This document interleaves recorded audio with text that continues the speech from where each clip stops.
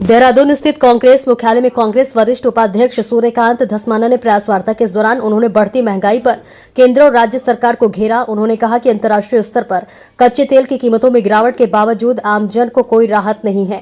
Petrol diesel के दाम जस के तस है, जबकि घरेलू गैस महंगी हुई है। प्रदेश में बिजली दरें भी बढ़ी हैं। कांग्रेस महंगाई के विरोध में 13 अप्रैल को पूरे प्रदेश में पुतला दहन करेगी और रात 14 अप्रैल को संविधान बचाओ सौहार्द बढ़ाओ कार्यक्रम आयोजित करेगी। देखिए, पूरे प्रदेश में और पूरे देश में जिस प्रकार से महंगाई बढ़ी है, लगातार राज्य की सरकार और केंद्र की सरकार एक के बाद एक प्रहार महंगाई के मामले में जनता के ऊपर कर रही है।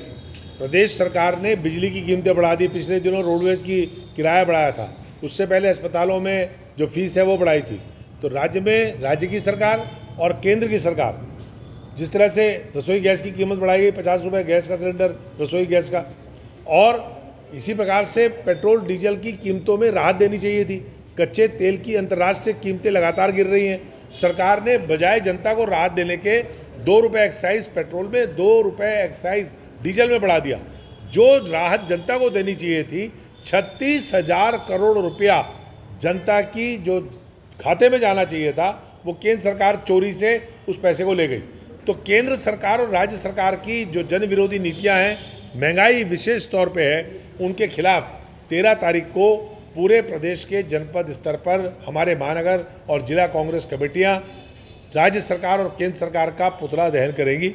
14 तारीख को 14 अप्रैल को भीमराव अंबेडकर साहब की, बाबा साहब की जयंती है। इस जयंती को पूरे प्रदेश में कांग्रेस व्यापक पैमाने पर मना रही है।